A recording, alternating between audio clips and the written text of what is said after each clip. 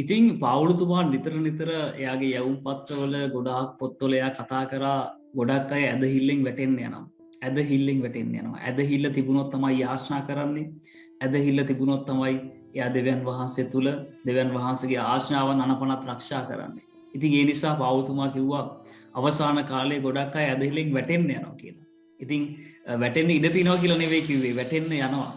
වැටි යාමක් සිද්ධ වෙනවා කියලා. ඉතින් ඒ නිසා ඒ ගණයට අවසාන කාලයේ සභාව තුළ ඉන්න ඔබ මම උන්වහන්සේ තුළ සුද්ධ ගමනක් යන ඔබ මම අයිති වෙන්න බෑ. ඒ නිසා මම අද මේ වචන වලත් එක්ක කතා කරන්නේ මම ශක්තිමත් වෙන පිරිස සහ ඔය කට්ටියත් ශක්තිමත් වෙන පිරිස. පවුල්තුමා තිමොති පොතේ 3 වෙනි පරිච්ඡේදයේ කියනවා මෙන්න මෙහෙම දේවල්. හොඳට අහගන්න. ඒකේ කියනවා නමුත් අන්තිම දවස්වලදී මේ කතා කරන්නේ මේ අපි ඉන්න කාලය ගැන. මේක ලිව්වේ මීට අවුරුදු 2000කට කලින්. නමුත් අන්තිම දවස්වලදී අන්තරා සහිත කාලවල් පැමිණෙන බව දැනගනින්න. පවුල්තුමා තිමොතිට කියනවා අන්තිම දවස්වල අන්තරා සහිත කාලවල්. ඒ කියන්නේ හැම තැනම අන්තරාවක් තියෙනවා. කොයි වෙලාවේ අනතුරක් වෙයිද දන්නේ නැහැ. කොයි වෙලාවේ මිනිසුන්ගේ ජීවිත නැති වෙයිද දන්නේ නැහැ. හරි? ඒ වගේ අන්තරා සහිත කාලයක අපි මේ ඉන්නේ. හරි? බයිබලයට අනුව යේසුස් වහන්සේ කියපු විදිහට උන්වහන්සේ කිව්වා ගාවිනාවල පටන් ගැනීම සිද්ධ වෙන්න යනවා. ඒ වගේම තමයි ඒ දරුවා ප්‍රසූතෙන් ගාවිනා කියලා කියන්නේ අම්මා කෙනෙක්ට දරුවෙක් හම්බෙන්න එද්දී තියෙන වේදනාව. ගාවිනාවල පටන් ගැනීම කියන්නේ කැක්කුම් කිහිපයක් තමයි අම්මට ඉස්සලම දැනෙන්නේ. දරුවා හම්බ වෙන වෙලාවේ ඒ වෙලාව වෙනකන් කැක්කුම් එන්න වැඩි වෙනවා මිසක් අඩු වෙන්නේ නැහැ. අවසාන මොහොතේ මේ ලෝකේ දරුණු වේදනාවේ මව විඳිනවා. ඉතින් ඒ නිසා ගාවිනාවල පටන් ගැනීම දැනටම සිද්ධ වෙලා හමාරයි. ඒ පටන් ගැනීම තමයි මේ අපිට පේන්න තියෙන්නේ.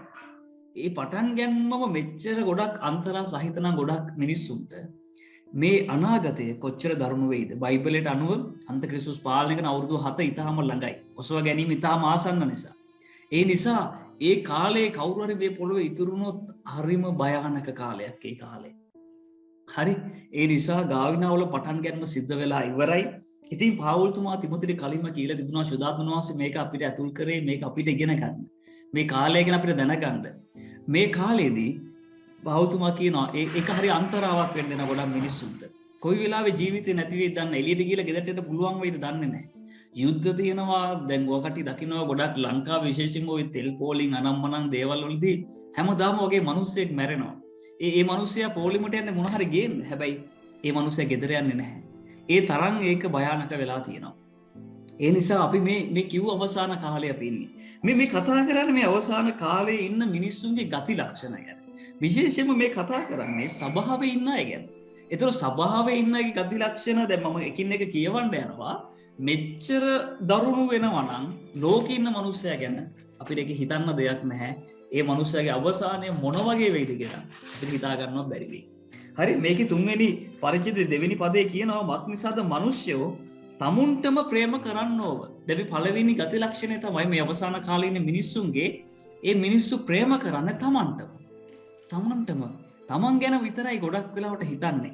දැන් ඔකට දකින්නදී පහුගිය දවස්වල නිවුස් වල එහෙම ඔය එක පෝලිම් වල ඉන්න මිනිස්සු ඇදගෙන වැටුණට පස්සේ ගොඩක් වෙලාවට එයාට උදව් කරන්න ඒ වෙලෙම කවුරුත් ඉදිරිපත් උනේ නැහැ.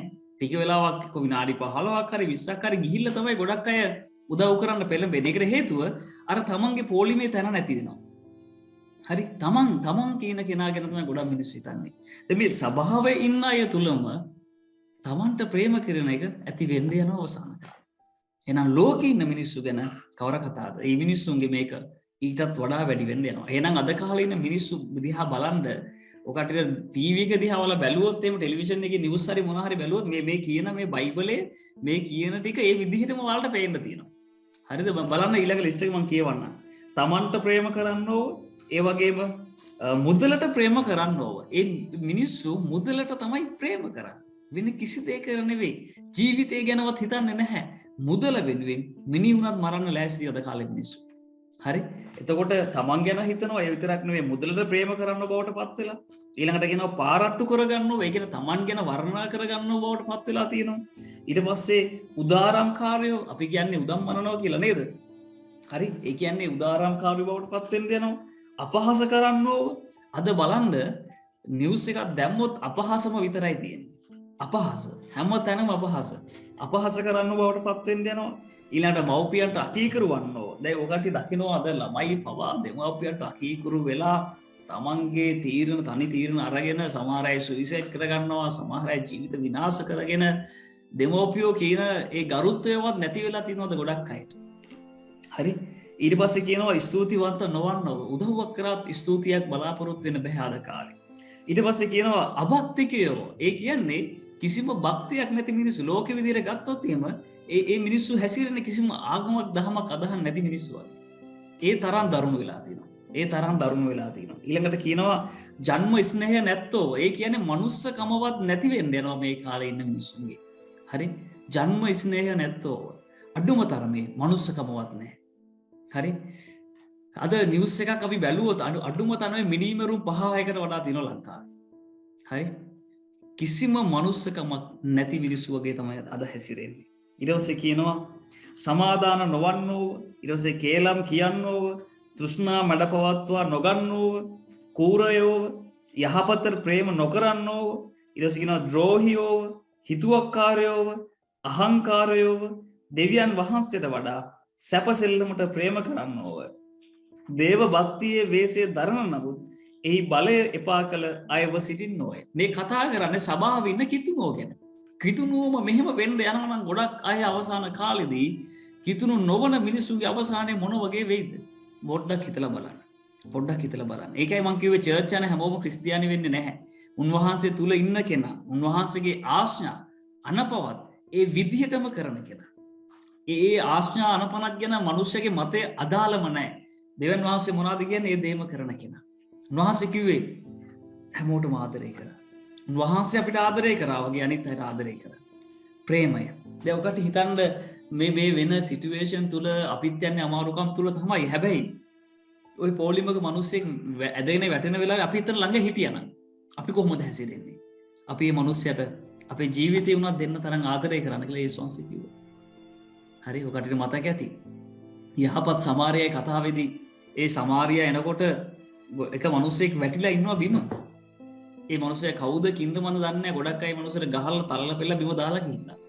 යේසුස් වහන්සේ කියනවා ඉතින් පූජකයෙක් යනවා බලන්නේවත් නැතු මේ මිනිස්සයා දිහා. ඉතින් ගොඩක් අර ඉහළ පැලන් තියා යනවා මේ මිනිස්සයා දිහා බලන්නේවත් නැහැ. හැබැයි සමාරියා කියන්නේ යුදෙව්වෙක් නෙවෙයි. ඒ සමාරියා මොකද කරන්නේ? එයාගේ වාහනේ නවත්තලා ඒ මිනිස්සයාව එයාගේ වාහනේට දාගෙන එකන් යන හොටෙල් එකකට. හරි, තැබෑරුමට එකන් ගිහිල්ලා එයාට වෙනම කාමරයක් අරන් දීලා එයාට උපස්ථාන කරලා හැමදේම කරනවා. අඳුරන්නේවත් නැති මිනිස්සෙට. ඒක තමයි සැබෑ ආදරය. ඒක තමයි සැබෑ ආදරය. එහෙනම් අද අපි අවසාන කාලේ ඉන්න මිනිස්සු යේසුස් කියන කෙනාව, යේසුස් ක්‍රිස්තුස් වහන්සේව දකින්නේ ඔයා මම තුලින්. එතකොට අද අපි කරන ක්‍රියා තුලින් තමයි මිනිස්සු දැනගන්න දෙන්නේ අපි මොන වගේ කෙනෙක්ද කියලා.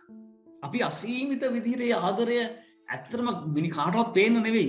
කාටවත් පේන්න නෙවෙයි. අපි ඇත්තටම අපි තුලින් ඒක ඔටෝමැටික් වෙනවා නම්, අපි වෙන මිනිස්සෙක් වෙනුවෙන් කැප වෙනවා නම් මේ කාලේ මිනිස්සු දකින්න යනවා අර මේ ලිස්ට් එකේ ඉන්න මිනිස්සුන්ගේ අපේ අතර ලොකු වෙනසක්. ඒක තමයි වෙන්න ඕන.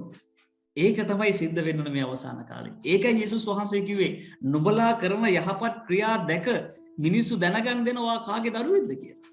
වා දෙවියන් වහන්සේගේ දරුවෙක් කියලා දැනගන්න යනවා. ඒ විතරක් නෙවෙයි. ඒ ඔබ කරන දේ තුල ගෞරවය පියාණන් වහන්සේට. ආමෙන්. ගෞරවය පියාණන් වහන්සේට. ඒ නිසා මෙතන කියනවා ගොඩක් අය සැපසෙල්ලමට ආදරය කරන්න යනවා. ගොඩක් අය දෙවියන් වහන්සේ අතහරින්න යනවා. ගොඩක් අය දේව භක්තියේ වේශය දරන නමුත් එහි බලය එපා කළපු අය වෙන්න යනවා. පෞතුමා කියනවා ඔයාලගේ සභාවේ එහෙම කවුරු හරි ඉන්නවනම් එබඳු අයගෙන් අහක් වෙන්න. ඔයත් එහෙම කෙනෙක් ආශ්‍රය කරන ගයාගෙන් අහින් වෙන්න කියලා පෞතුමා කියනවා. හරි? ඉතින් ඒ අයගේ ගති ලක්ෂණ ගොඩක් මෙතන ලියලා තියෙනවා. මෙතන කියනවා මත්නිසාද මොවුන්ගෙන් සමහරු ගෙවල් වලට ඇතුල් වෙයි. පාප වලින් බර වූ අනේකාකාර තෘෂ්ණා වලින් ගෙන යන ලබන්නා වූ නිතර ඉගෙන ගන්න නමුත් කිසි කලක සත්‍ය දැන ගැනීමට පැමිණෙන්න බැරි වූ මෝඩ ස්ත්‍රීන් වහල් කර ගන්නව අය විදි මේ අය කොච්චර ඉගෙන ගත්තා සත්‍ය දැන ගැනීමට පැමිණෙන්නේ නැහැ. සත්‍ය දැන ගැනීමට පැමිණෙන ඒ වගේ ගොඩක් අය මේ වෙද්දි එළිදරව් වෙලා තියෙනවා. මේ වෙද්දි සභාව තුල ඉන්නවා. මේ ඊළඟ පදේ කියනවා උදාහරණයක් දෙනවා පෞතුමා යන්නේ සහ යම්රෙස් මෝසෙස්ට විරුද්ධව සිටියාක් මෙන් මොහු සැබෑවට විරුද්ධව සිටිති. සැබෑව කතා කරනට කැමතිම නැහැ. සැබෑව ඇහෙද්දි මොකක්ද වගේ අයට. හරි, සුද්ධව ඉන්න කියලා කිව්වම මොකක්ද වගේ. ඒක නෑ කවදාවත් අහපු නැති දෙයක් වගේ සමහර ක්‍රිස්තියානියයි. යේසුස් වහන්සේ කියනවා ශුද්ධ වෙන්න ඕන කියලා.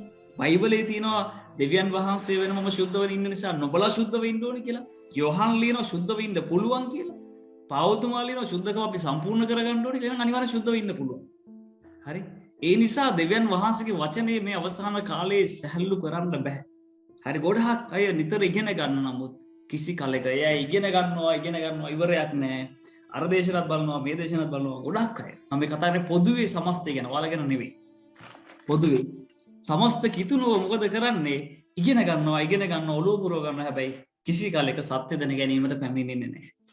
ඒ වගේ අය ඉන්න යනවා මේ අවසාන කාලේ. එලා සත්‍යයට විරුද්ධව වෙනවා. ඊළඟට කියනවා මොහු දුෂ්‍ය සිත් ඇත්තා වූ ඇදහිල්ල සම්බන්ධව නිෂ්ප්‍රයෝජන මිනිස්සුද. ඇදහිල්ල නැති මිනිස්සු. හරි? ඊළඟට කියනවා හොඳම පදේ මේක අහගන්න. මම මේ කතා කරන්නේ සමස්ත කිතුණු සභාව ගැන. ඒකේ කියනවා නමුත් මොවුන්ට තවත් දුර යන්න ලැබෙන්නේ නැත. මක් නිසාද? ඒ තරත්තන්ගේ අනුවණකම ප්‍රකාශ වුණාක් මෙන්ම මොවුන්ගේ අනුවණකමත් සියල්ලන්ටම ප්‍රකාශ වෙනවා ඇත. දැක්කද? මේකෙදි කියනවා ඒ මිනිස්යන්ගේ අනුවණකම ළඟදීම ප්‍රකාශ වෙන්න යනවා කියලා. ඒක ඉතා ඉක්මනින් සිද්ධ වෙන්න යනවා කියලා පාවුතුමා කතා කරා. එහෙනම් මේ අවසාන කාලේ අපි හරි ප්‍රවේශම් වෙන්න ඕනේ. මොකද අන්තරා සහිත කාලවල අපි මේ ඉන්නේ. මේ අවසාන කාලේ කාලවල කෙරවල අපි ඉන්නේ.